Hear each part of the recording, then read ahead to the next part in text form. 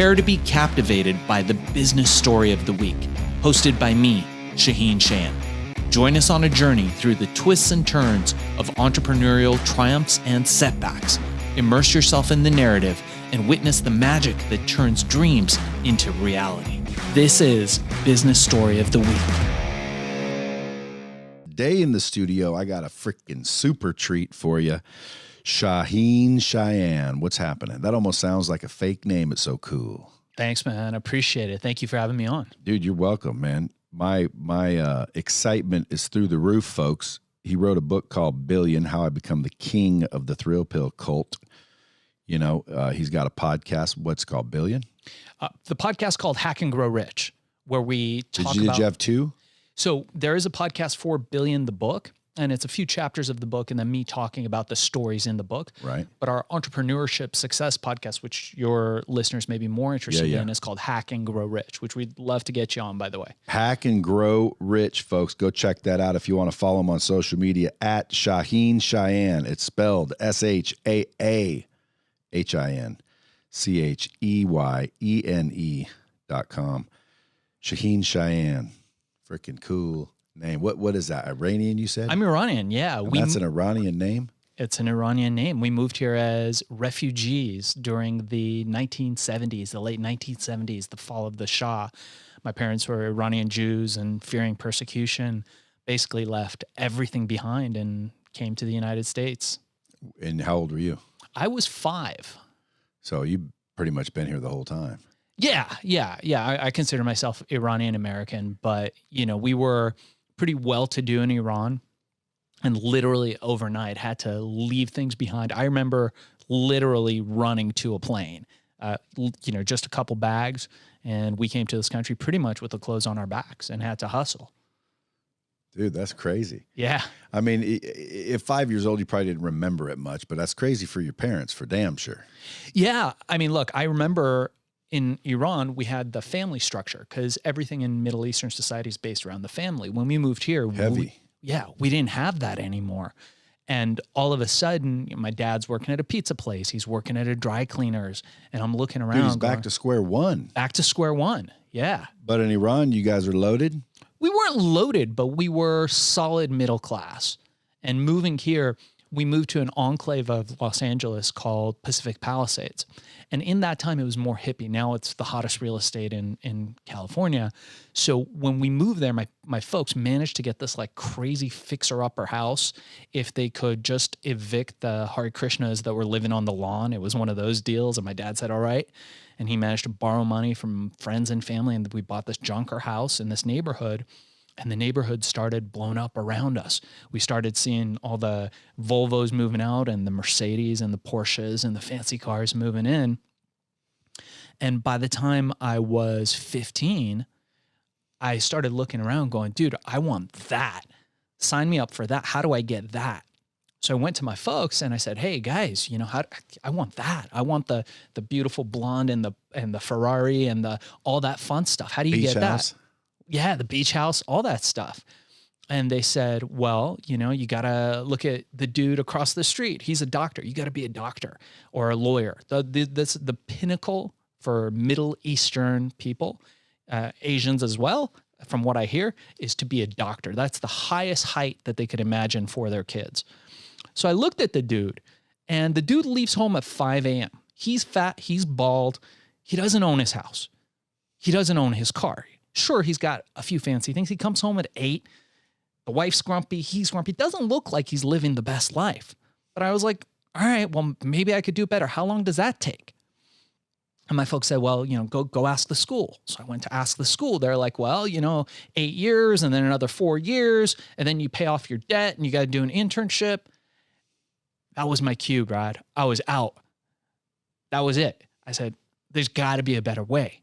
Now, fortunately, in my adolescence, I had a very lucrative criminal career in elementary school where when we moved to this country, totally didn't belong. I barely spoke English, got the living shit kicked out of me every day. It was just, yeah, it wasn't like now. Dude, why are kids mean? Kids are mean, right? Yeah. Again, I mean, little kids beating up other little kids because they can't speak English. Like you would think What a dick kid. It was the 80s. It was the 80s. It's not like that now. Yeah. My kid goes to some fancy school, you know, somebody even like hints at something. They're like, oh my God, microaggressions. Do you think they get that from their parents? The kids? Yeah. I think a lot of that stuff, well, certainly it's bad parenting. I agree with you there. You know, I come now from a background of martial arts, and I every single day take my kid to martial arts. We make sure that he trains with us. You don't want him getting his ass kicked. Not that I don't want him getting his ass kicked, which I don't, but I want him to have the discipline that that brings, the grit that brings. Yeah. True. But it's also a bonus. Like if anyone's going to do an ass kicking, it's probably going to be your kid. Yeah, it's true. That makes you feel good. It does make me feel good. It's true. He's young, you know, he's 8 now, but he's learning. And for me, yeah, again, you know, it's the discipline that's most important. But back in those days, I got, you know, the living shit kicked out of me every day. And so I decided, hey, you know what? I'm going to start a business. So we had all these misfits, all these kids that didn't belong, all these kids that got their asses kicked every day. And I gathered them all together, and we would go to the liquor store, and we had a little kid. He was a midget. I don't think you're supposed to say midget anymore, but he was a small person, and he was super cute. So nobody expected anything of him. And he would walk under those metal detectors that they had in the 80s that would, you know, detect stolen stuff. And he would stuff his clothes full of like booze, nudie magazines, all that stuff.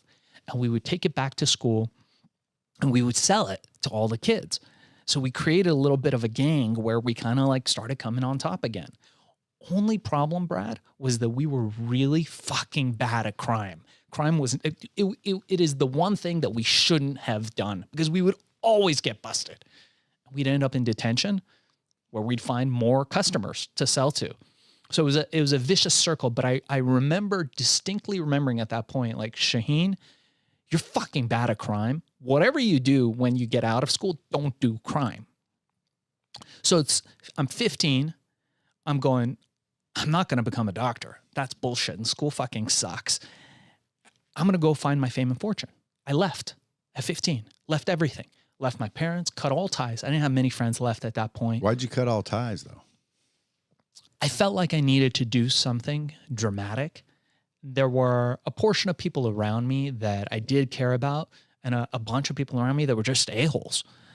And I was like, you know what? If I'm going to do this, I got to burn my ships. If it's comfortable for me to come back, I'll probably come back. And this is at 15 years old. 15 years old. LA. Now, LA at that time was going through a big building boom. And they were building hundreds, thousands of units everywhere. So I learned very quickly that if you went to see a few of these things, you could catch the brokers doing the little lock boxes that they had at those times. You could get the codes. So at night, I could slip in to these buildings that, you know, maybe they didn't have power, or maybe the water wasn't on, whatever, crash, and then be out by daytime. And that's what I did. I did that for a ton of time. I started hanging out at the community college where they often had free food. So I was like living on the food at the community college, sleeping in these kind of semi, you know, newly built buildings, trying to figure out what I was going to do with myself. And eventually I managed to meet a mentor, somebody who was really instrumental in my life. And he got me into the electronic music scene, the dance scene, the rave scene in those days. And I started looking at the electronic music scene, Brad, and I was like, okay, so who's making the money here? Where is the flow of money? Because I was always taught to observe the people and observe the flow of money, track the money, and you'll learn.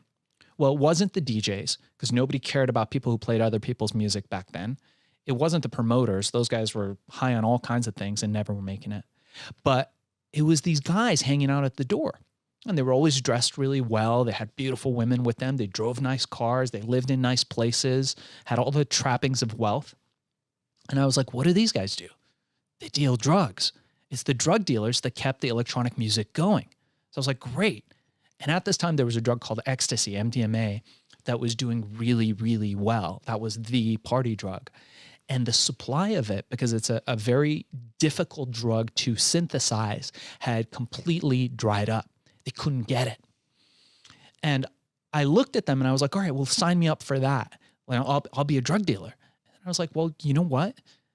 I remembered back to my criminal life as an adolescent, I was like, dude, that ends up in one place and you're really fucking bad at crime. So think again. And I had an aha moment. I thought, if I could create a version of this that was legal, that was all natural, using herbal ingredients, nobody could go to jail for it, didn't hurt anybody, and had similar effects, I'd be in the money. Oh, sure. Yeah. Well, of course. That's like obvious. Like it's almost one of those things where, if I could invent a wallet where every time I took $100 bill out, 3 more would appear, that might do well. So True. That's almost like if you could come up with legal synthetic coke. Yeah. Or meth. Yeah. Or weed. Or we did all that. Or any of it. Dude, it's one of those ideas that are so simple it's brilliant. In other words, like that's obvious, but I never would have thought it's actually possible. I would have instantly said, well, obviously that's not possible. Like that's just something nobody would think of. Like, what if I could make a legal version of that? Yeah. You know what I mean? Yeah. Yeah. It's like, why do people always have to like try to, figure out how to get to Mars? Just something like that is like massive. That's what we teach, low-hanging fruit. So you're sitting there watching these drug dealers, Yeah. You're obviously, you're what I say, filled with common sense, meaning, hey, who's making the money around here? That's common sense, but most people do not take it like that. So boom, you see the drug dealers. You said MDMA, or is it MDMA? Yeah, MDMA, methyl that dried up. There wasn't. It dried up. Very supply. difficult drug to synthesize. It was coming from Holland and the UK, which seemed to be the only 2 places where they had a good constant supply of it. And the government at that time, it was the end of the Reaganomics era and the trickle-down economics and all that stuff. And the just say no to drugs was just finishing. So they had stopped all the inflow of this drug into the country, and very little of it was being made here. So I managed to get myself a girlfriend. Broke as I was, sleeping in these semi-abandoned buildings, I managed to get myself a girlfriend whose dad was the superintendent at some school district somewhere. And as the guy would leave to work, I would come in through the back door and we would be cooking up prototypes in her kitchen. I managed to get some guys at the different herb stores in Chinatown. How would you know what to do, though? That is the first question that people always ask me. And the answer is, I just made shit up. You just like, dude, you've taken ecstasy, yeah? Yes. Now I have. Then I did not. So what natural shit can you take to make you feel like that? Yeah. So, well, basically the crux of the formula was a combination of something called the ephedra, which was very popular back then, but nobody had really popularized it for any other use than diet. And a combination of caffeine, and it's the right balance of the ephedra and the caffeine that gives it that little body high that's very similar to the amphetamine high that you would get from methyldioxymethamphetamine, which is ecstasy. But what I did was, look, I was broke. I was beyond broke. I had no other way to go. There was no option for me other than to succeed. And you could have sat there and told me how impossible it was, how crazy it was. I wouldn't have listened. I was going to do it no matter what. I picked up you remember Yellow Pages, those big books? I always have to young explain to people what Yellow Pages are, but we had these big books and I would just start calling out.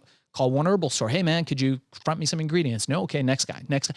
Eventually I would show up at someone's door and they would smell it on me that this kid isn't going away. Like they can smell the hunger on you. I know that you're involved in sales and you teach people that, but I think there's something to be said about genuine authenticity and determination, and that people can really sense that, and the right people will want to support you. That's right. That's right. When they see that. So you had that. I had that. I was hungry. I was literally hungry, and it didn't matter.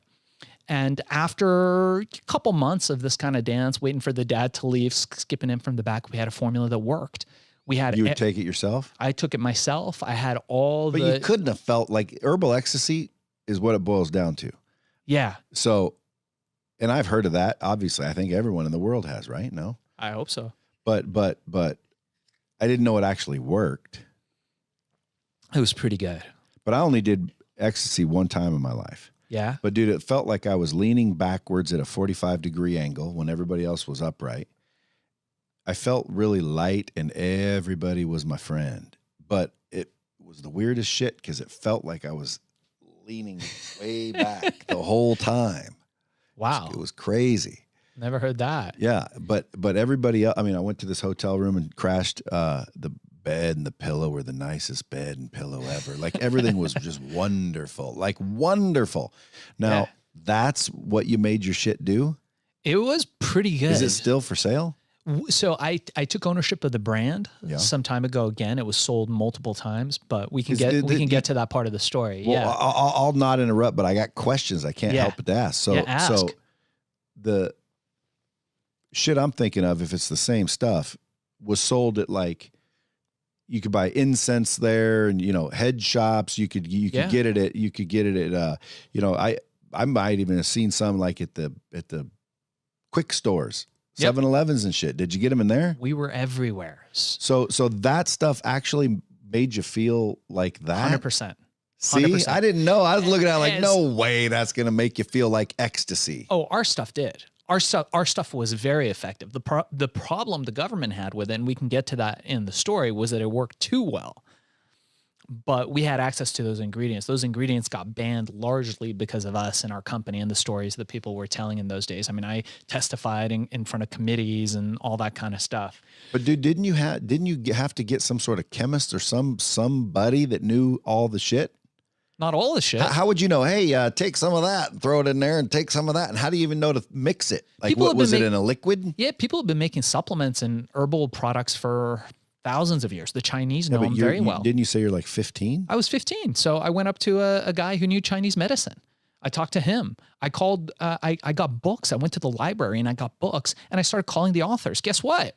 The authors pick up their phone, especially back in those days.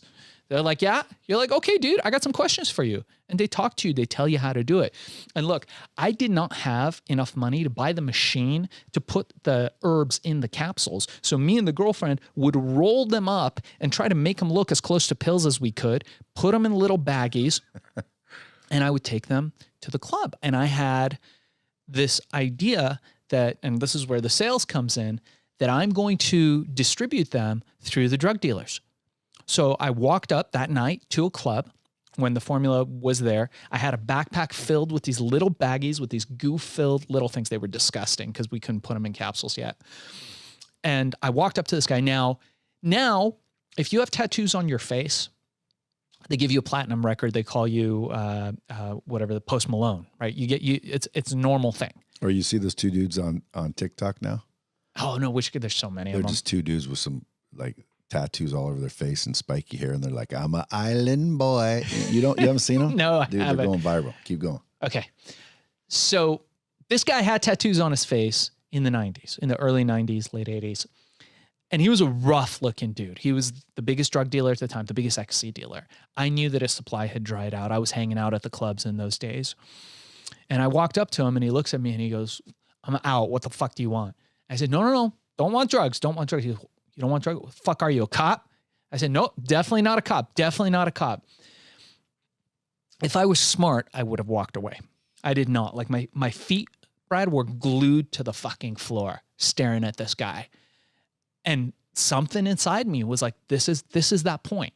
This is the moment where you're either going to make it or you're going to crawl back home and be a little, you know what? So bitch. There you go. You said it, not me.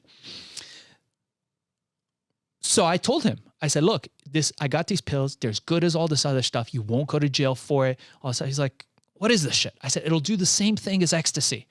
He goes, "What do you call it?" And I started to think. I said, "Fuck, I don't know." I was like, "Herbal ecstasy." And just in that moment, when he was about to tell me to fuck off, two customers walked up to him, two party goers, and I hear him talking with them, and they're not taking no for an answer. They want their pills. They just came to the club there. And he motions to me. I hand him a bag. He grabs the entire backpack and he goes, "Kid, be back in 2 hours. You better not be fucking with me." And I came back in 2 hours. It was the longest 2 hours of my life. I was thinking of all the things I was going to say for this guy not to kill me. I was hoping that nobody would like freak out on the stuff, that nobody would say that it was fake. The more concern was that people would say that it didn't work. rather than it worked too good. And I came back in 2 hours. Now, this guy had one expression. That was it. And it was all like bitch face. Like he was just angry. His face was just angry. There was no smile, nothing like that. I was sweating bullets. I was like thinking like, okay, I'll apologize. I'll promise I'll work for him for like a year, anything so he doesn't kill me. And he motions for me to come forward, and he looks at me and he's feeling me out. He's like, kid, when can you get me more? And that was it. It went from one guy to 10 guys to 10,000 guys, and we were everywhere. All the drug dealers were selling my stuff. A lot of them became legitimized. I made more millionaires in that day in the club scene, I think, than anybody, because these guys were becoming legitimized. I started giving them territories. They opened up franchise shops. We had big ecstasy neon signs. We were selling a Warehouse Records, Tower Records. Larry Flint invited me to his office. He got it to all the sex shops around the world, 32,000 doors. We were selling in Urban Outfitters, all the record stores, all the new age stores, all the head shops, 7-Eleven, GNC. We were everywhere. Now, mind you, I'm in my teens. I'm a high school fucking dropout. This is all pre-internet, pre-social media, pre-Facebook. Freaking. I was freaking out. And I remember at that time, I had a collection of exotic cars. I was super big fan of cars since I was a kid. I had the Lamborghini Countach poster in my room. I was like, I'm going to have all those cars I want. And I had 200 people working for me in Venice. If you could fog up a mirror, I would hire you, because we were producing this stuff. These numbers are really good. 25 cents COGS. We were selling it for $20. We were printing money. I had all the cars, the plane, the boats. I had all that stuff. And I would oftentimes sleep just like on the couch in my office because I didn't have time. I would sleep. I drooled so many times on the passenger seat of my Ferrari or the passenger seat of my Lamborghini because I just didn't have time to enjoy that stuff in those days. And I remember pulling up into my office, walking in. I had a secretary in those days, and the secretary is just pale-faced, and she's looking at me. She's like, I don't know how to tell you this. And I'm like, what? What's going on? She's like, dude, I got to tell you, Shaheen, the news just broke. You've broken $1 billion in revenue. Sam Donaldson was in a limo outside waiting to interview me for Nightline. Montel Williams had sent tickets for us to come to New York for his show. We had pretty much 2 Newsweek covers, LA Times, New York Times, London Observer. We were everywhere. This was it. I had invented the magic pill that was printing money in those days. And I remember Brad having a little micro panic attack because I didn't know how much, literally did not know how much $1 billion of money was. I didn't know. Was it 1,000 million, 100 million? Was it 10 million? I had no clue how much $1 billion of money was. And from there, it became an absolutely insane ride. Dude, this is like a movie. Yeah. I mean, like, I'm surprised it's not a movie yet. We just signed a deal. I can't find you on my damn social. I got to get people following you. Oh, I appreciate that, man. Thanks. Dude, I can't believe, like, I haven't heard this story. Yeah? I haven't heard this story, man. How many, like, dude, this is almost one of those unreal stories. Like, unreal. Right? I'll just save this video and post it later. Yeah, well, the book just came out. So the book just came out. Is this about that story? The book is all about the story. Folks, if I was you, I'd go get the book, Billion, How I Became the King of the Thrill Pill Cult. You know, I'll tell you that, dude, is like a movie. That's right there. It's almost like I want to go see the movie. And, dude, you lived it. Lived it. And at 15 years old, dude, you were, and if you had the legal form of ecstasy, not only were you printing money, but, dude, everybody was kissing your ass, weren't they? It was, planes. What boats, about the girl all that was cooking it with you? Did she get rich? No, there was a lot of those girls. So back in those days, there's quite a few. So you were the sole possessor of this? Yeah, that was it. That was the amazing thing. Dude, you must have been freaking loving life. You went from living in a freaking abandoned building. What'd your parents do? So Did you go home? Did you roll up? At some stage I did. Yeah. And they were very proud and happy to have me back and kind of, I wonder what they felt when you left, dude. Because I got kids, dude. At Yeah. 15 years old, they're still a kid in your eyes. Like, you It's don't true. want them out there. I'd be scared for their safety. Were they It's true. scared? Were they trying to get a hold of you? I'm sure. Yeah. But, But you weren't having it? no, I'm the No kind of, cell phone, no nothing. yeah, I'm hoping my kid isn't going to be like this, but this was before cell phones. Eventually I got that brick thing. Do you remember those brick cell phones Yeah. where it was like that big shoebox with a phone in it? But, I kind of feel like once I set my mind to something, and I'm sure you're very much the same way, nobody can tell me no. It's not an option.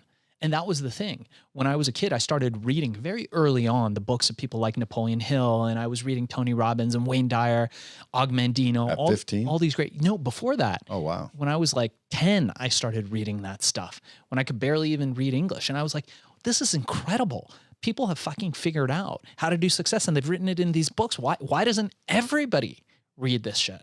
Like, no, most people go through this, they go through this trajectory in life, and they go to school and they do all this. And I said, fuck that. I'm going to go out there and I'm going to make it, and I got to burn my ship. So every stage of the process was me burning my ships so that I had nothing to look back to. It was either fucking make it or die. Yeah. Yeah. Again, people ask me all the time about that, and I do believe if you must, I don't believe it's required. Why? Only because my story, I knew I could go get these jobs back if I failed, which only gave me the balls to jump and fail. Why? Well, because worst case scenario, dude, I just get my job back. So that's a boat, right? And then everyone says you got to burn them, which would have meant I should have went to all the opportunities of getting a job back and saying, like ruining the relationship so I couldn't get my job back. So I'd have the mental fortitude to keep going. But literally that was the reason I didn't mind jumping. So I don't know, I'm glad it worked for you, but I don't know if I totally agree with burn your boat as a general advice to people. What do you think? I think it depends on who you are. Everybody's different. And especially now in these, kind of rough political times, everything is very polarized. So everybody wants a black and white answer to things. And the fact is everybody's different. Like, I don't know. For so many years, I thought to myself, man, when I have kids, definitely don't want them to go to college. I'd rather have them just go to work in real life. And now I'm thinking, well, it really depends on the kid. It really depends on the person, their circumstances, and also what burning your ships might mean to you. Yeah. At the end, I think you were determined. Yeah. Like when you left there, you said, "Fuck this, I'm making it." Yeah. But dude, your first, like, you didn't dick around with, I'm going to start a landscaping company or some shit, normal shit. Yeah. You saw that ecstasy was selling like a son of a bitch, which again, like, so is cocaine, still does, still does. Yeah. But how come someone doesn't go, dude, if I could just make legal cocaine, I'd be a billionaire. But who could actually do it? Like, that's the thing. The blows my mind is like when you're in the kitchen cooking and doing your thing, what the fuck are you mixing? Like, how would you even know to mix anything? So like I said, I got books. I went to the library and I would get stacks of books. Even when. What would you be looking up though? Like euphoria feeling? What? No, you look up books on hallucinogens. You look at books on herbal medicine. You look at books on herbs and the different effects that they have. There's a guy who wrote the school textbooks on drugs all throughout the 1960s and 70s. This guy, Andrew Weil, who's a famous TV doctor now, and he's got a big company and whatnot. Do you know Andrew Weil? No, but you're one of these dudes I hate to interrupt because you're freaking such a good storyteller. And people are going to kill me for interrupting, but but if I don't, I'll fucking forget. I'm gonna start making notes. But, Tell me. But what you were just saying is another thing that you did that normal people wouldn't have done. Because what I try to do is show people stories and things that can help them. So if I'm listening to this episode, I'm like, okay, that was just a good ass idea, but so obvious. Okay, so I'm gonna look around a little less. Like, in other words, everything doesn't have to be so complicated. Okay, now what else did you do? Well, you did the homework. Like, you went and found people. You didn't like I would have stopped with the idea, dude. I would have said, dude, if I could just make that shit, I'd be fucking rich. Anyway, I'm hungry. How do we get some food? Like, I wouldn't have just said, that's it, I'm going to do that. I wouldn't even have thought possible. Secondly, I wouldn't have went and did all that work and found all those people and read all those books. Is that right? You appear to me as being a very aggressive go-getter fucking Well, kind of guy. I am in certain ways, but like not if I didn't think it's possible. Yeah. You know, like how do you think making a drug is possible out of fucking herbs and shit?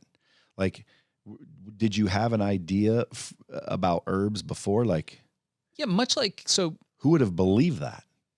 I still don't believe it. I almost want to go out and get some fucking herbal ecstasy and go, damn, all those years I didn't buy, ever did I buy that. Yeah, I'll preface it with this. So Walter Isaacson, in his book about Steve Jobs, did you read his biography of Steve Jobs? Great book, by the way, for anyone who wants to check it out.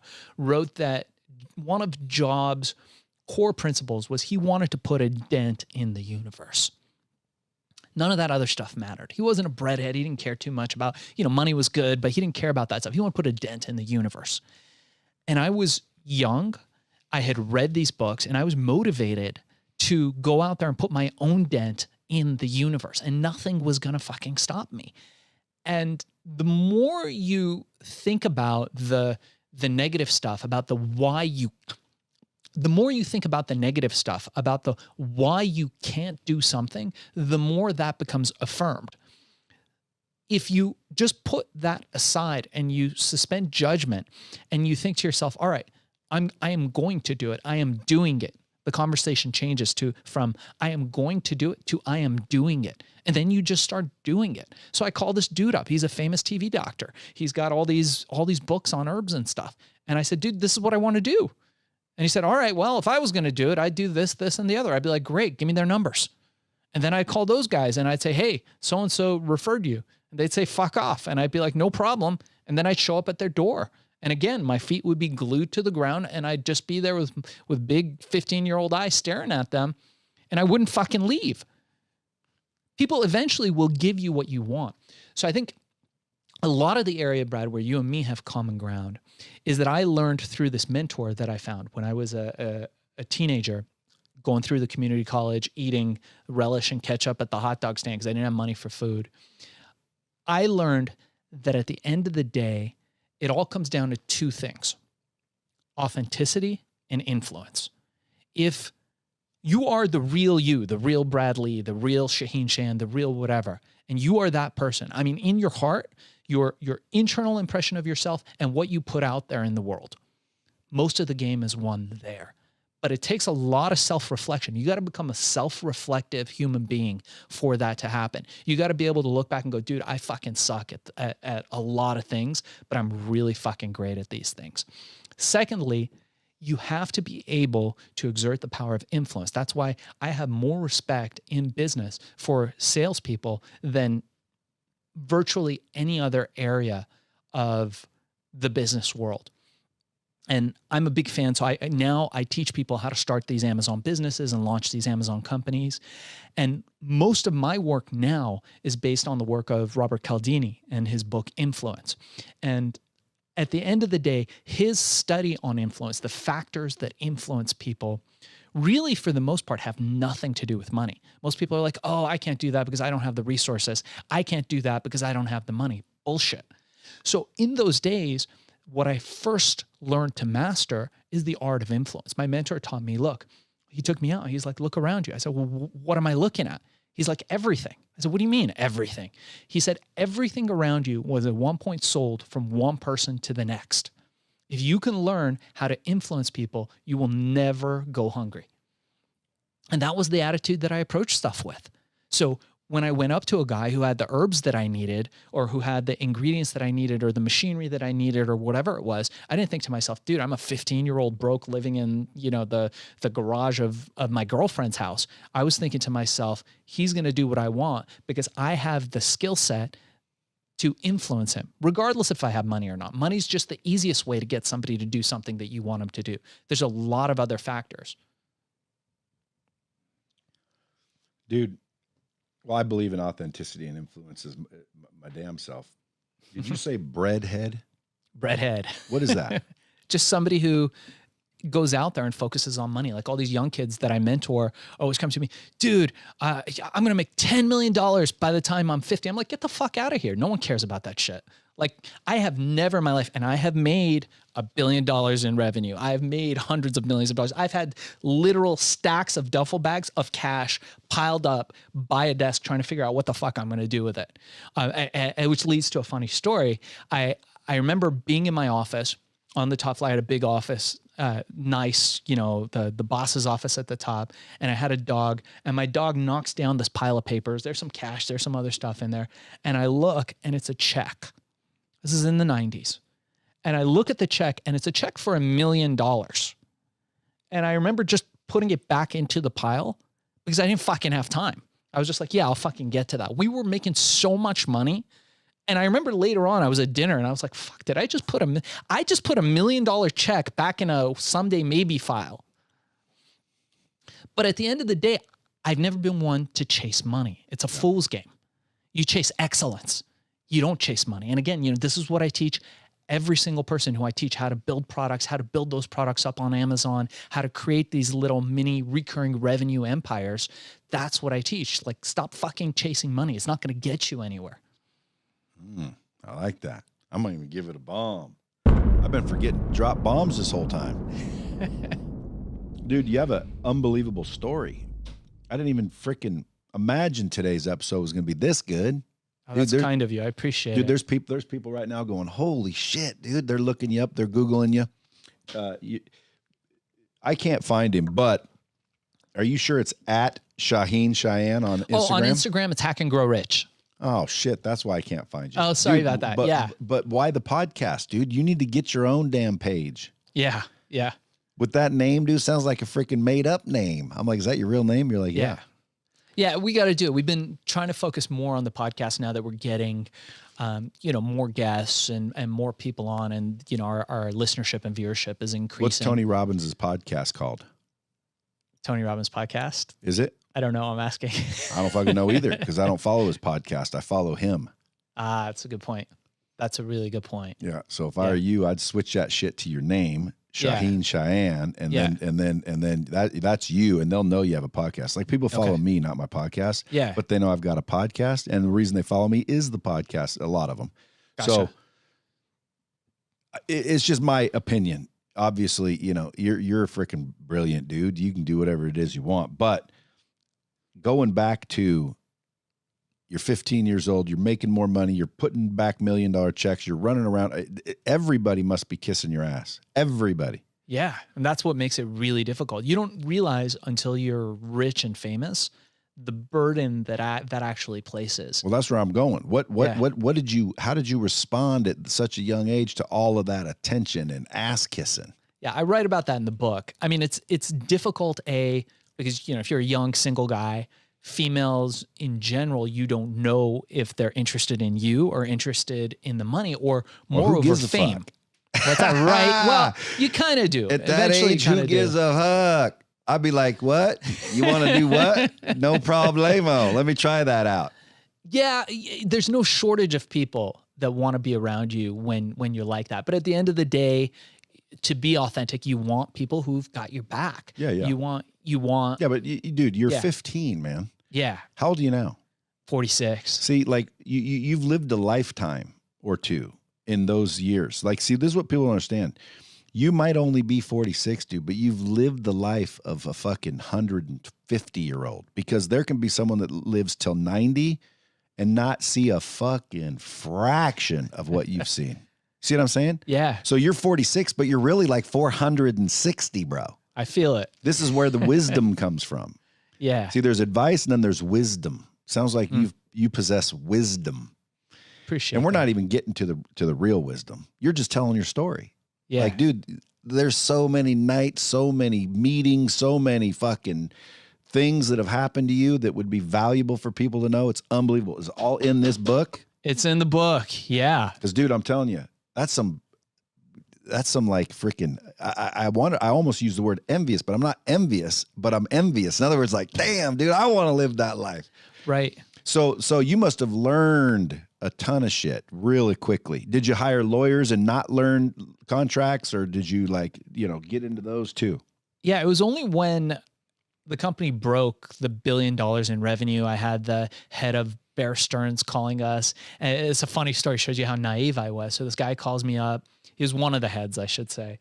And limos waiting outside. Back then, everything was limo. I don't know why, but I guess before Uber. So limos outside, takes me to the office. The guy's got one of those runway offices, the ones where his desk is at the end, and you're like, fuck, man. And you're looking down, and he's like feeling me out. They're bringing all this. Stupid move. I was vegan in those days, so they had researched all the stuff I eat. They brought only like vegan food in those days, and I'm eating the food, and the guy's talking and talking. He's trying to feel me out. He wants to take us public. But I didn't know that. And he goes, all right. And I get back in the car, back in the limo, get back to my office. I remember they asked me, so how'd it go? How'd it go? I was like, I don't know. It's just some asshole. I think he was trying to sell me stock. That was it. That was my level of sophistication. There was a period of time, I write about it in the book, where a man shows up at my office with an invite on a private jet to Tokyo and a duffel bag with $1 million cash just for going. So I went. And it turns out that a partner I had in those days had promised the entire business to the mob, the Japanese Yakuza. And so I'm there, this teenage kid in one of these ryokans, these beautiful Japanese buildings. It was like a movie. It was like with the geisha and the pouring the tea and all that stuff. And the head of one of these crime families is coming in, and I've got to negotiate myself out of them taking my company from me. There were some wild times. Who owns the rights to your movie? So the movie right now is with a production house, and they're now interviewing studios and directors to make the film. This is fucking awesome, dude. You're gonna get into another whirlwind after that movie releases. Yeah, I hope so. You seen The Wolf of Wall Street? Yeah, with Jordan Belfort. I saw him on he was on your show. Well, yeah. Nobody would know who Jordan Belfort was if it wasn't for that movie. Yeah, that's true. I don't mean nobody, but like nobody massive. I love that movie. It was a great movie. Well, that's what's about to happen to you, dude. Because your movie, when someone says based on a true fucking story, they're gonna be like, no way. I mean, now we're talking about the Japanese Yakuza. Yeah. It was crazy. See what I mean? And like, we're not even scraping the freaking surface. There's a million things that you've done and experienced. Oh yeah. So how did you negotiate your way out of it? Well, it was a tricky thing, but it was, again, I channeled that inner, whatever you want to call it, that inner warrior in those days where I played a little bit dumb, like, hey man, I'm just a kid. I think they weren't expecting me to be that young. I think people all the time would be like, yeah, where's your dad? Did you walk in and see some Japanese guy going, no, the dudes were there. They were all smoking. A bunch of them had missing fingers. They were all tatted up. It was definitely a heavy scene. And when this guy walked in, everybody got up and they were like this. And I was like, the fuck's going on? And my Japanese partner's like kicking me. He's like, get up. And like the dude comes in. Asian, I'm sure you've done business in Asia. It's very different than here. I have not. Oh, you have not? I mean, we sell passwords all over the world, but I'm not doing business in Asia. You can have multiple meetings in Asia about a specific business without the topic of business ever coming up. And you will only know later how that business went. And in this case, business was not discussed. They poured tea, I drank it. They poured sake, I pretended like I drank it because I don't really drink. And it was a very, very tense moment. But I managed to get out. And, we made a deal. They got a couple of the brands, not all of them, for a limited time. And it ended up working out okay. But, the bigger problem was that allegedly one of the big pharma companies, so in the 1980s, everybody was taking the stuff called selective serotonin reuptake inhibitors. There's a few famous ones, antidepressant drugs. Turns out that one of the big side effects of these antidepressant drugs is that it makes your ding ding go dong dong. However, dong dong in a bad way? Dong dong in a bad way. Yeah. Effectively leads to sexual dysfunction, erectile dysfunction for a lot of these people allegedly who were taking these drugs. Now, the drug companies had an answer to this in the 1990s, a beautiful blue pill. All this is alleged, by the way, so please don't anybody sue me. This beautiful blue pill that would solve all this. And they put billions of dollars into developing this blue pill. They were going to put it out. It was going to be the breakout drug of all time. Save the pharma company, save, all the lobbyists, all the stuff. Well, there was one thing they didn't factor. A long-haired, Iranian kid with a rebellious spirit that didn't give a fuck and was completely unregulated, and millions of people taking my pills instead of theirs. And what happened was they freaked out. They got the lobbyists to go to government. I've got actually videos of the presidentially appointed head of the FDA talking about me on Nightline, being like, you know, we gotta do something about this before, you know, after the horse is out of the cart, it's too late. And they cracked down and they got the government to start banning some of our ingredients. And what ensued after that was a game of cat and mouse, where I would come and they'd be like, oh, we're banning ephedra. And I'd be like, all right. And I'd travel to some exotic country. I'd find some other ingredient. And I'd be like, we're now doing this other ingredient. And then sure enough, 2 weeks later, they'd be like, we banned that ingredient. Why though? What is their fucking problem? The pharma companies, allegedly. Yeah. Yeah. They don't want, look, if you spend $2 billion creating a pharmaceutical drug, double-blind, placebo trial, all that stuff, you don't want some kid coming in and taking over your market with no regulation. That's why. You good thing you ain't dead. They'll kill you for that. There were lots of opportunities for me to be dead. I think I'm pretty hard to kill. So this shit goes hog wild. It's everywhere. Now the government's coming and basically saying, dude, you ain't making this shit. Powered by the big pharma behind them. Yeah. And again, I don't want to talk much about all that because in my opinion right now, the big pharma is what's causing everything that's going on right now. Like it's big pharma, dude. Big pharma runs this fucking place. And if people don't understand that, dude, something's wrong. Because they do. How are they doing what they're doing right now? This is ridiculous. I've never imagined in my wildest dreams shit like this would be going on. Well, who's this powerful? Because this is some fucking power being displayed right now. Crazy times. And it's also some fucking balls, you know. Yeah. That's the balls. And I'll tell you what, I totally believe it's a crime against humanity. Yeah. More important now than ever to be that person who's self-reflective and to really exercise your power as a human being. And but you know what, for guys like us that are entrepreneurs, now's the best time to make money. And that's what I tell people when they come to me. They're all caught up in politics this and COVID this and vaccine this. And I'm like, all right, that's great. But if you're not focused on you, if you're not focused on making your money now, somebody else is. Yeah. I make this great, one of my favorite quotes in the book that I say oftentimes, and a lot of people think it's controversial, but I like to use this a lot, especially with young entrepreneurs that I'm helping out, is that while you are sleeping, your enemies are planning your demise. And it's never been more true than today, especially in business. Now in this kind of society that we have where everyone's like, oh, you get a participation prize for just going and you know this more than anybody, in the real world, in business, it doesn't fucking work that way. If I'm not buying your thing, I'm buying it from someone else. And that guy's probably working harder than you. So now at this particular point in history, we're going to see more wealth created than I think the last 100 years. And now is the time to be involved in all these things. So, great point. For some reason, as you're talking, even though great point, bombed worthy. I want to go back to the, 15 to 20-year-old with the freaking money dripping out your ass and Lambos and Ferraris and everyone kissing your ass. Yeah. Must have been a time of your life. It was fun. And you didn't really have to, it wasn't like a white collar job, even though you're a CEO. You were traveling around, going to parties, I imagine. All over the world. Yeah, people were coming to my parties. I had a beautiful mansion right on Malibu Celebrity Row, which I bought from. Didn't the neighbors be like, who is this kid?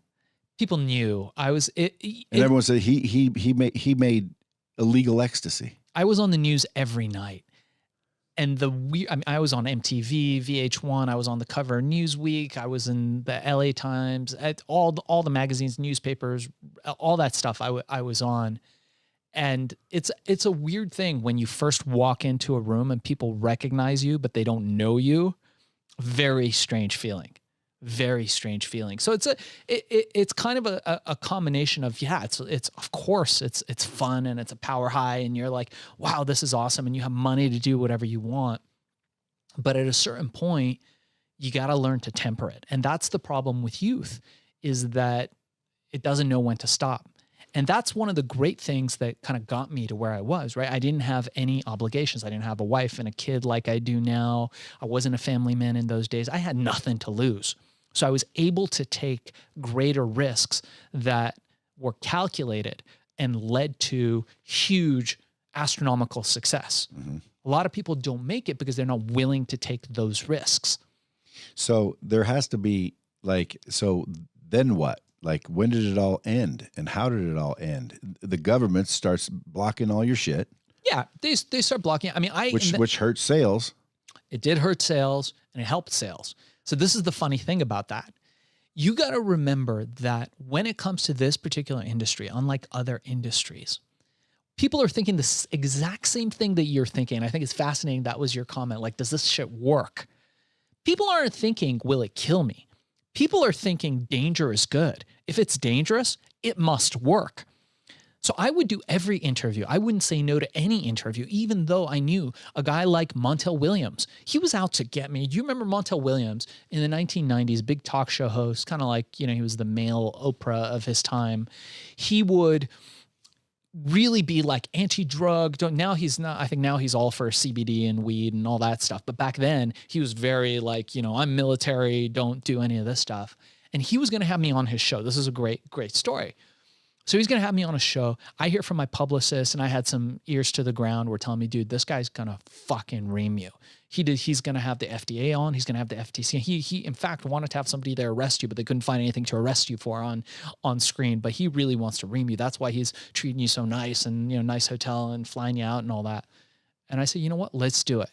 I heard this 2 days before the show. I flew out, and what I did was I had about 12 people who worked for me get there early. We had T-shirts printed with our 800 number. It's pre-internet. And we gave them all sweaters to wear, different colors sweaters to wear. I had a T-shirt myself with the 800 number on it. And we had free pills. Everybody in the line got free pills in the line waiting to get into this big studio show. We gave them the T-shirts and we paid some of them. I said, hey man, we'll give you $100 if you wear the T-shirt when the camera pans over to you, just take off your sweater. And we did it. From that one airing, we made over $1 million. The phones were ringing like fucking crazy because he had this FDA guy sitting next to me. And the guy was like, some junior FDA, FTC, one of those offices guy. And he was like, this stuff will kill you. It's killed millions of people. We never hurt anybody. Nobody ever got hurt. And I'd be there. I'd be like, no, it doesn't. But what people are hearing is this shit's dangerous. It's got to be good. So our sales went crazy. From there, we did Lollapalooza. Went on tour with the Beastie Boys and Red Hot Chili Peppers, Porno for Pyros. And in those days, we had a line of angry vendors because at the show, people were buying our product and didn't have enough money to buy booze. They didn't have enough money to buy beer. There was lines around the block. There was press lines around the block at our booths at these concerts. So much so that we were collecting so much cash. This is before easy credit card processing, $20 a piece, right? Or we would do 5 for 100 that I had to buy. I sent a dude with cash to buy RVs so that we could fill duffel bags with cash, put them in the RVs and drive them back to our office in Venice, every location on this tour. Because we were doing over $1 million each show in cash revenue. How did you supply all of it, like fulfill all of it? We had manufacturing facilities set up all over the country. Anybody who was making vitamins. Now were they in pill form? Yeah, we eventually got it into pill form. It ended up looking pretty nice. It came in these little pyramids and the pills looked nice. Can you buy it right now or no? We have a formula of Herbal XC right now. We are rebranding the company and relaunching it hopefully next year with the announcement of the film as a male performance pill. So I'm trying to rebrand the entire company as Optimal Performance Company. So when I took ecstasy, it's the only thing I can go on. Yeah. It was like a real high, and I'm sure people right now that have taken ecstasy are thinking same thing. Your product made people feel like that. Yeah, to some extent. It wasn't exactly like that. You didn't have the full But people were empathetic. buying it and over and over and over. So it must have Yeah. made them feel good. Yeah. It's But, true. but you ever eat like freaking, zero carb bread? Yeah. I love Like, it's better than fucking no bread, but It's like cardboard. but it's not like fucking Wonder Bread. Okay. So like I can understand, like, if you're like, here, try my herbal ecstasy, it makes you feel kind of like that. And then someone's like, they're a little antsy, but that's about it, Oh, but no. this shit must have worked heavy duty It worked really well. because everybody was buying it over and over again. Yes. Yes, it was good on its own, even if you didn't compare it to another drug. The thing with ecstasy, MDMA, is that it's what's called an empathogenic drug.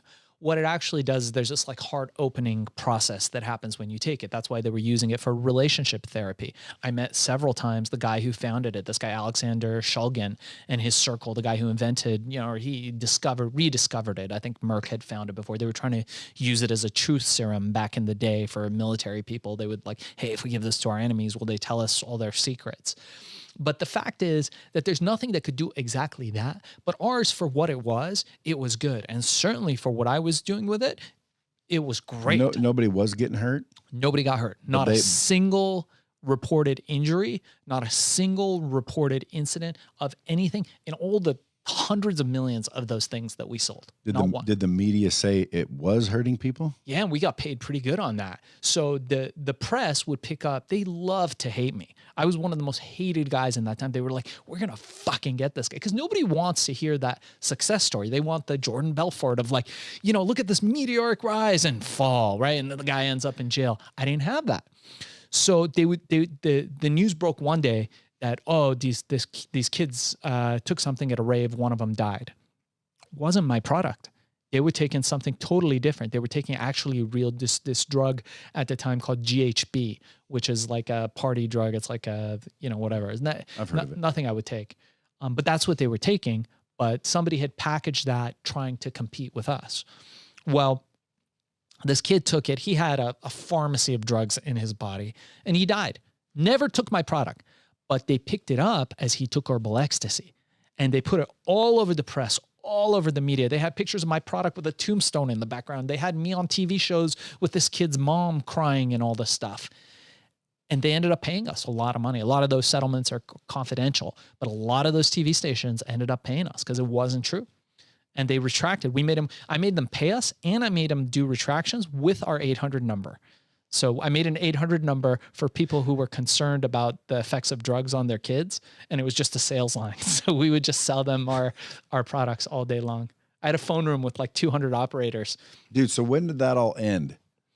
That was probably in the late 90s. And so what'd you decide to do? And by the way, did it end because they just kept dicking with you and finally you just like, I can't deal with this? Or yeah, I got tired of it. I got tired of playing cat and mouse. And did it was just sell it to somebody? enough. Yeah, I sold it. I sold the assets and then I ended up buying them back some years later. So I own them now, but it was, someone bought it, ran it to the ground. Usual story. But with the bad formulation. Yeah, it was all that stuff. I mean, you can't, because dude, I'm also figuring up you're a good marketer. You're not stupid. I like to think wearing so. the 1-800 number on the TV. Yeah, like some people would have just not even thought of that. Oh man, that guy got so mad when he found it. It took him a while because I think he has like some kind of learning disability or something, but he couldn't read on TV. So I think he couldn't either see the thing on my shirt. So they aired like reruns and reruns and reruns with my 800 number across it. And then he showed one other one and the dude called me and he was so fierce. He's like, you want to buy airtime on my show? I charge $100,000 a minute. You. That Montel? Yeah. He was beyond himself angry at the fact that I wore the shirt on his show and he didn't notice it. But I thought it was great. I was just sitting back. These guys were like, they were completely like badgering me with like negativity and people were just ordering. They were calling the 800 number, ordering product.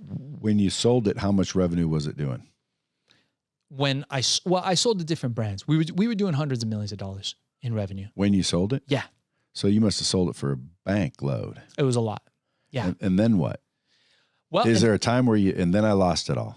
No. So at that point, I lost quite a bit of that original, $1 billion in revenue. I was in those days, and I tell people this oftentimes, 2 parts to making money, making it, keeping it. I was really fucking good at making it, really bad at keeping it. I've since gotten better at that.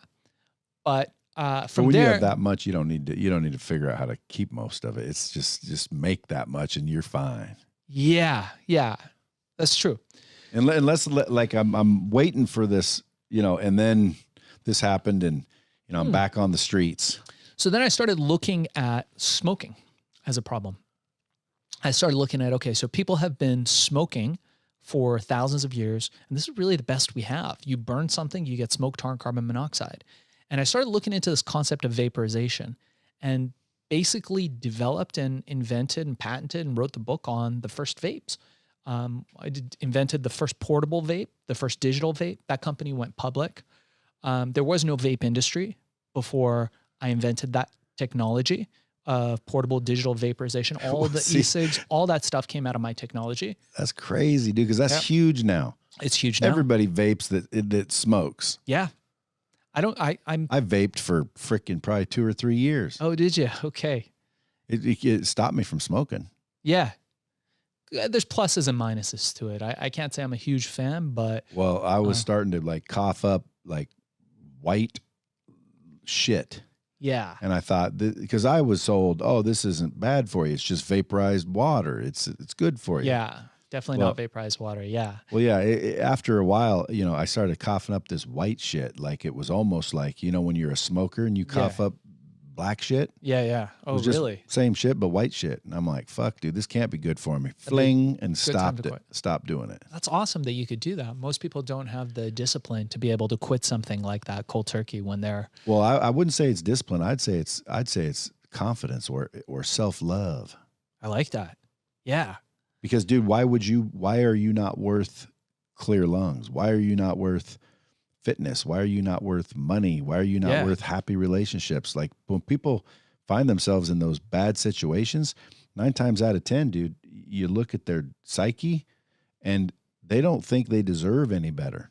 Yeah. Which is why they don't have it. You're right. Or one of the reasons. No, you're totally right. So you finish that deal and then you invent vaping?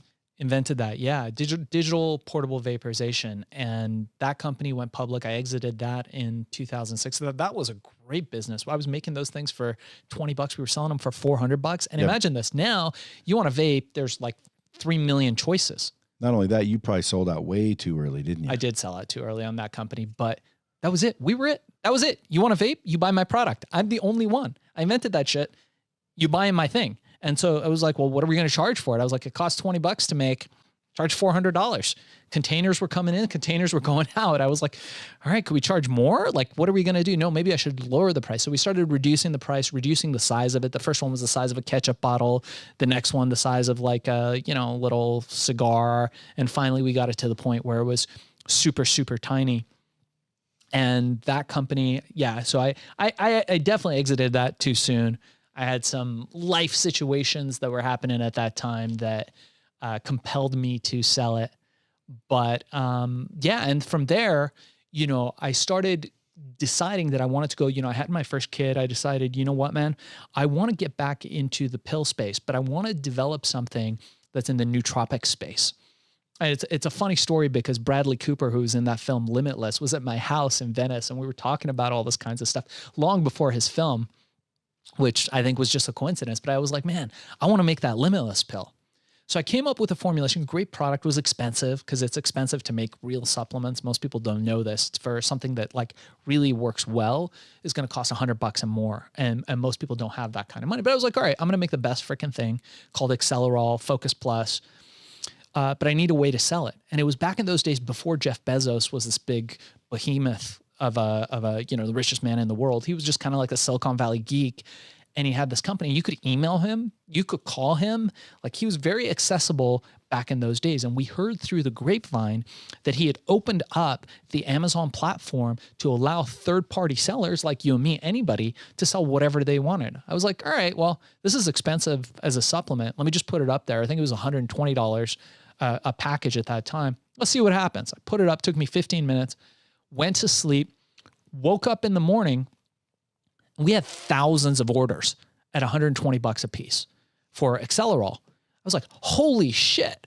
I was like, this is it. I'm going to look into this Bezos guy. As I started looking into him, I realized this isn't some chump. This is a guy that comes from smart money. He knows how to take cheap money from Wall Street and put it into Silicon Valley. And he's like I was with Herbal Ecstasy. He's not going anywhere. His feet are glued to the ground, and he's going to make this the biggest e-commerce platform ever. And nobody believed me at that time when I said this. I was like, I'm going all in on the Amazon thing. And so we learned. Did you buy stock?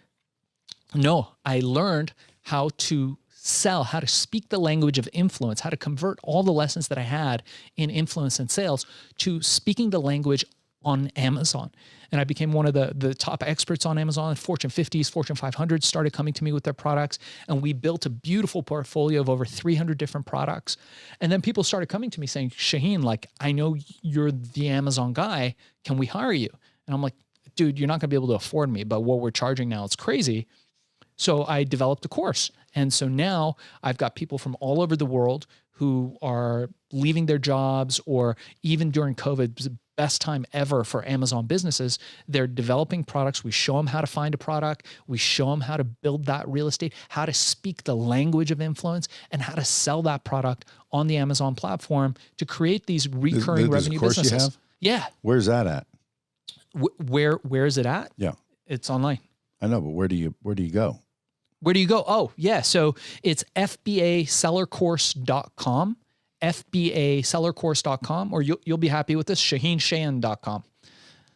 So you can go to ShaheenShayan.com or FBAsellercourse.com, or to anybody here on the show who's actually interested. I have a 1-hour course. It's normally $200. I'll give it to anybody who's listening to Dropping Bombs for free. If you're interested, it's everything from A to Z, how to start an Amazon company, how to find a product, how to get reviews, social proof, one of the most critical elements of influence. We oftentimes talk about this, and I've been watching a lot of your videos and trying to learn your process. And I think a lot of it comes down to what happens before the sale. And with Amazon, a lot of it is what happens before the sale. How do you, when people get to you, you've already created that decision engineering of them making that decision when they land on your listing. And that's what we do. Because most of the time, most people don't have time. If you notice, Amazon has simplified so much the buying process. You don't even want to fucking think about it. You're like, dude, I got to buy underwear. I got to buy diapers. I got to buy whatever. You want to go to that listing and get in and out as quickly as possible. And most people think that's just, they take that for granted, but that's something that's architected in such a beautiful way. And we teach how to do that. So anybody that's interested, if you guys reach out to me, I'll give you my email. I get to email 0 every day. It's darkzess@gmail.com. That's DARKZESS@gmail.com. I will get back to every single person. If you get back to me, mention Dropping Bombs, and I'll give you guys the $200 course absolutely for free. Dude, you might have thousands of people. Let's do it. You're going to get back to every one of them personally? Thanks to David Allen, getting things done. Yeah, I get to inbox 0 every day. Really? Yeah. Dude, you're like a freaking plethora of knowledge. Do you do any personal coaching? Like if someone wants to hire you to mentor them, small business out there saying, dude, this guy freaking, I need him to mentor me. Yeah, absolutely. Reach out. You know, we do that a lot through my Amazon Mastery course and platform. And I have a lot of people who come to the course and the platform for coaching and mentorship, but I do that too. One of my... this ain't one of them drop shipping things either. You're teaching someone how to find a product, build a product, develop a product, everything. Yeah. The drop shipping thing is weird. And I think a lot of people will argue with me, but I think at this point, I'm pretty well established in the Amazon world. I'm like one of the top 3 experts in the world on the platform. So I can say that I think for the most part, the drop shipping thing is bullshit. It's a way that people will get you to buy a course, or, you know, it's like all that shiny stuff you see on Instagram. Like, look at my Lambos, come do the drop shipping thing. It's mostly bullshit. What I want people to do, what my goal is I want to inspire people to stop selling their fucking hours and to start creating these recurring revenue businesses that are bringing in money while they're living that lifestyle, while they're doing all the shit that they want to do.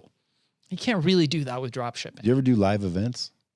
We did one in South Africa just before COVID. I think took close to 10,000 people, which was fun. But I'd love to do live events. Maybe you could show me how. I'd love to do more of those. You just announce them.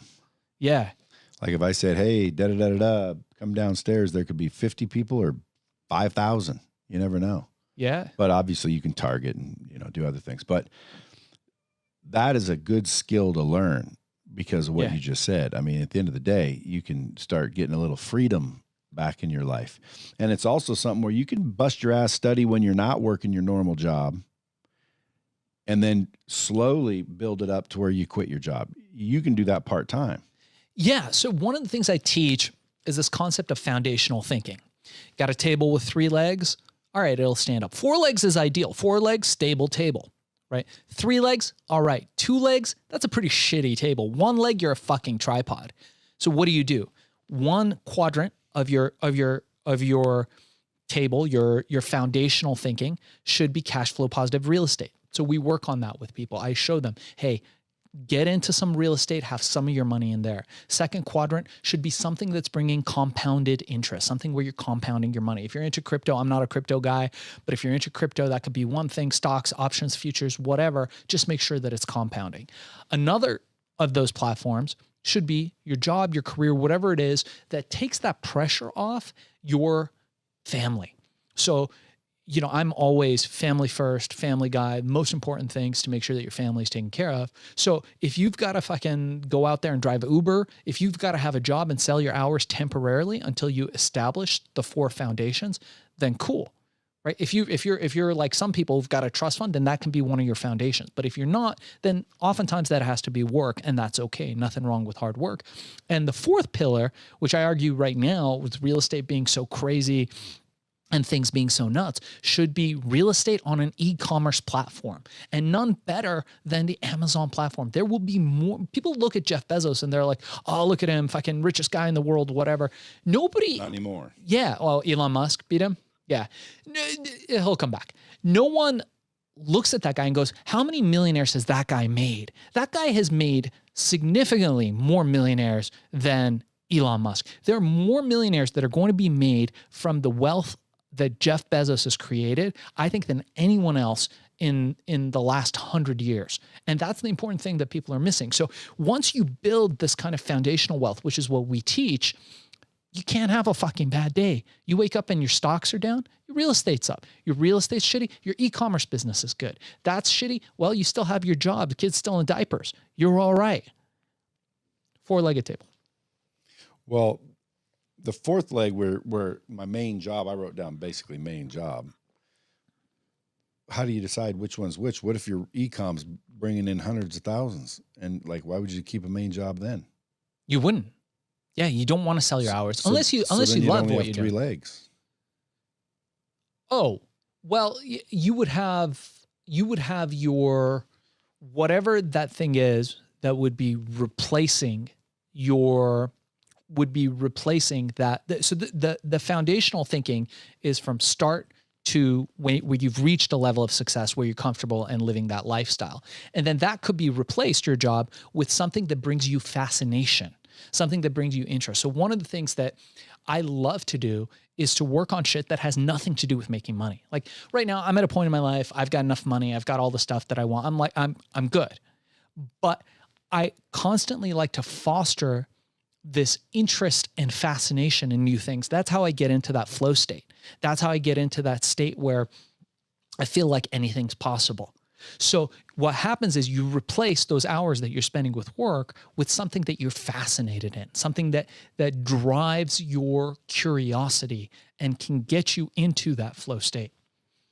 Where do you live? Venice Beach.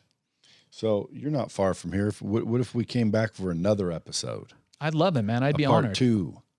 Let's do it. Well, we're going to do that. Listen, I appreciate you coming up here for this, being live in studio. The picture on this book's kind of interesting. You almost look like a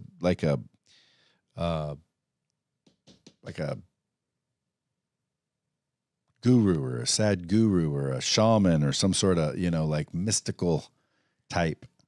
I think that was the idea. So that photo, thanks, it's courtesy of David LaChapelle, who's the sweetest guy ever, world famous artist. He's probably one of the most famous photographers, iconic photographers of the 1990s. And he shot that for Details magazine, where I shared, Herbal Ecstasy, I should say, shared the cover with the guy from Soundgarden, Chris Cornell. But they made you look very spiritually. Yeah, right. So for anybody who's listening, he's talking about a picture of me in a pink robe and long hair. That was funny because when I handed you the book when we were in the green room, you were like, "Who is this guy?" Which totally doesn't look like me now. But that was the idea. We had a little bit of a movement going around those days around what we did. People loved our stuff. We had fanatic fans. Well, if I would imagine whatever you come out with in the future, you know, again, if you're going to try to make it limitless pill and you succeed with that, shit, let me have some. Yeah, right? Oh yeah, dude. Like, you know, what's his name? Rogan's Alpha Brain. Yeah. You know, I take that. You know, it gets me a little more focused. I think I feel it a little bit, and I do focus and think a little bit clearer when I take it. But it doesn't work every time. You know, to a degree of, you know, where's my alpha brain? I'm going into a meeting or a pitch. Like, I need my alpha brain. You know, I didn't take any coming in here, but if it actually worked. Yeah, I'd wake up and take alpha brain. Yeah, we've got some stuff in the works. So the problem, most people, you know, again, they don't understand with supplements is supplements aren't built for you and me. So you and me, we're like, all right, we've got money. Go out there, give me the best thing. I want the best thing. People aren't like that. People are like, I got $20 a month to spend on this. So they build a supplement for $20 a month. And what they do is and I'm not talking about Joe Rogan's On Its thing. I'm sure it's a great product. I don't know much about the ingredients and whatnot, but in general, the supplement industry, what they'll do is they'll say, okay, so we've got a $20 budget, which means we can make this thing. We have to make it for $3. So if I'm going to make this bottle for $3 and I want to put 50 ingredients on there so it shows up in search, then you buy this supplement where you're like, oh, this is great. I paid $20 or $40 for it. The label's really good, but doesn't really have the stuff you need to do what me and you would need it to do to perform at an optimal level. So I take the supplements that I take aside from my own stuff is really just like single ingredients. I vetted the source and I take like 100 different things every day.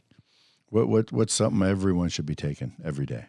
Every day? Well, I'm going to say you should be taking Accelerol or Focus Plus because it's our supplement. It's actually Where pretty do people freaking get that, good. though? You can get it on Amazon. So it's called Accelerol or Focus Plus. It's actually pretty good. It competes with all those other products, the Onnits of the world and whatnot. But I'll tell you another one that I think is really great that I take every day is matcha tea. Do you drink matcha? Have you ever drank matcha tea before? So we're one of the biggest suppliers of matcha tea on Amazon. Our brand's called Matcha DNA. For anybody that's interested, check out Matcha DNA on Amazon. And matcha is a green tea that is the highest in antioxidants, polyphenols, all that stuff. And I recently just did 120 days off coffee, which was crazy. And I just did matcha. And I got to tell you, I have never been more focused and directed and energized than that point. This is like the second cup of coffee I've had in 120 days. Matcha. I've heard of matcha. Yeah. I've never had it though. Does it taste good or no? Oh, it's great. Can I send you some? Yeah, dude. Shit, yeah. Yeah, I'll send you a bunch send of me it. Accelerol, Focus Plus. I'll send you all that. If it works like freaking like that, dude, I'll sell you 1 million bottles. Shit, everyone here wants to go get it right now without even me saying a word about it. Just you saying it is enough. How do you spell Accelerol? EXCEL. EXCELEROL.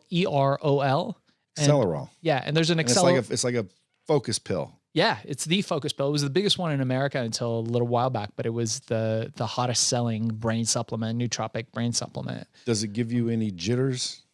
No, not really. Unless you're caffeine sensitive, it wouldn't. It does have some caffeine from natural herbs. There's no fake caffeine in there. I just don't like jitters. Yeah. I forgot there was one pill a long time ago. It was a while back.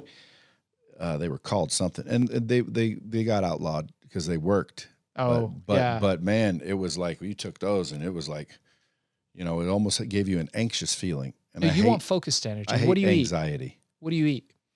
Yeah, believe it or not, just nothing really.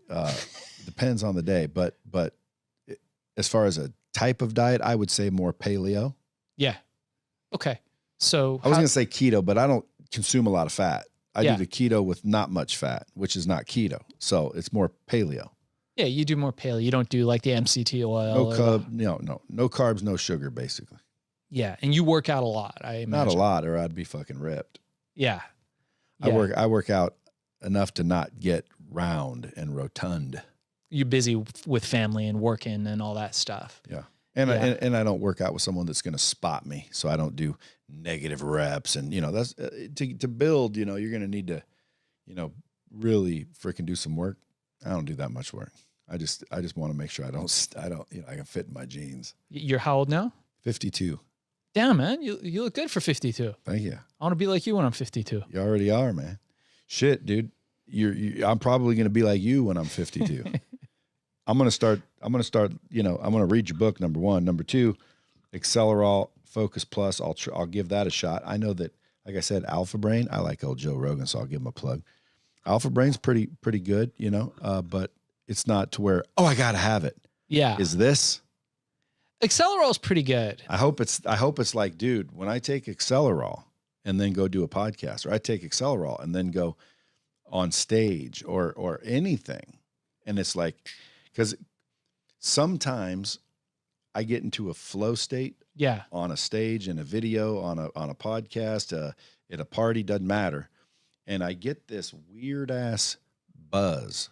Yeah. Yeah. It's the craziest shit, dude. Like sometimes I'll be sitting in a meeting and I'll say something in a way that just makes perfect sense, like perfect clarity. And I get this feeling of like a buzz through my body instantly. Just because you're in your element. And I don't say shit to anybody, but I feel it. And it's like, whoa, if you could freaking can that shit. It would be amazing. Dude, it's like, see, that's what I mean. Like, you can't can that shit, but you didn't let no stop you, dude. You didn't shut up, dude. No one's going to be able to mimic a feeling of a drug, but you did it.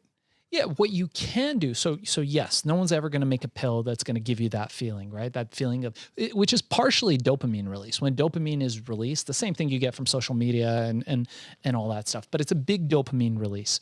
So what you can do is you can set up your life where you are living optimally. You're eating clean. You're doing the right workout for you. Everything is tailored for you. You're taking the right supplements that puts you in a place where it's easier for you to fall into that flow state when the opportunity presents itself. But for you, it sounds like it's mostly when you're in the zone, when all the things are lined up and you know what you're fucking great at because you are a reflective person. When you have all that stuff lined up, you've eaten well, you've slept well, you've worked out, you're there, that enables you to get into that zone. There's no pill that puts you into the zone because you're the one that puts you into the zone. Have you ever experimented with like ayahuasca or any drug? I did. What's funny is that I used to travel to the Amazon and to all these far off and exotic places, and I would discover these things. And we actually had an ayahuasca pill that we came out with in the 90s on the tail of herbal ecstasy, which was funny before anybody knew what ayahuasca was. What was the herb that was causing the hallucinogenic? In ayahuasca? Well, so in your pill, like is there? It was ayahuasca. It was Banisteriopsis caapi, which is the ayahuasca root. And what we didn't have was DMT, dimethyltryptamine, which are the two elements that you have to have for it to work. But the ayahuasca part, if you take enough of it, could actually have those effects, which we had in those days. And we can talk more. I've had some crazy times with that stuff. But as far as business and the path of entrepreneurship and the journey of entrepreneurship, people hate me for saying this, especially being someone who I've been out there. I've got pictures of myself with these tribes. I mean, I've hung out with cannibals and crocodiles and taken the shit out of a coconut and had stuff, shot into my nose from, dudes wearing a loincloth. I've done all that.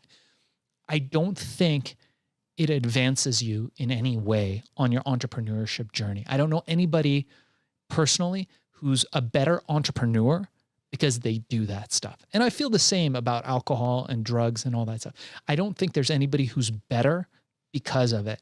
And when you are in a place where you are chasing flow, like you were telling me, you're like, man, I was on stage and it hit and I was like, fuck, what's that? But can I chase that? When that's the thing that you're after, I don't think that stuff puts you any closer to that feeling. What do you think it does though? It does open your mind. It does. Like I took a lot of LSD as a kid.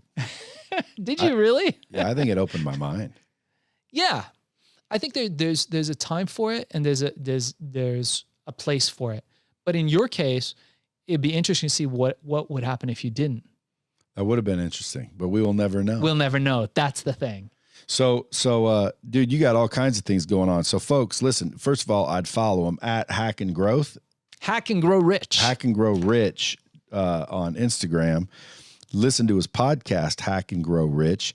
Go get the book Billion. And again, if you guys didn't get the spelling in the beginning, Cheyenne, Shaahin, and then Cheyenne, just like it sounds, Cheyene. And you can also find him at ShaahinCheyenne.com. Dude, This is a good episode, man. I can't wait for part 2. I'm gonna have some research done, some questions. I think you're a plethora of information. The experiences that you've had in your life could definitely help people in the future. But the main thing I would recommend you and the Bomb Squad go do is learn more. I don't know how much they are or whatever, but that free course, if you guys ain't taking him up on that, you're stupid. But whatever your actual course is and whatever it costs, if you can show somebody how to freaking walk through the steps to where they can build one of those pillars on Amazon, I think if you learn marketing and promotion, and that could be your freaking claim to fame. You know what I'm saying? Everybody should be thinking about, how do I get something going on Amazon, even if you're already crushing it doing something else. So I think, a lot of these people go get your course too. It should be on Lightspeed, but whatever. Okay. Love to learn about it. Well, it's like, I'm the Shaheen of online training. Oh, wow. Okay. Yeah, you've never even heard of Lightspeed, have you? I did a little bit of research on it before. Yeah. It looks amazing. Well, it's pretty slick, but regardless, it's the information that really makes the difference. And if that's something that, can help people get that, I call it laptop lifestyle, that freedom. Love that. Just that comfort, man, to start living life properly, dude. When you start getting money coming in with, like an online store or any kind of thing where, even if it's cash flow real estate, you own a bunch of apartment buildings and your checks keep showing up, but you haven't really done anything.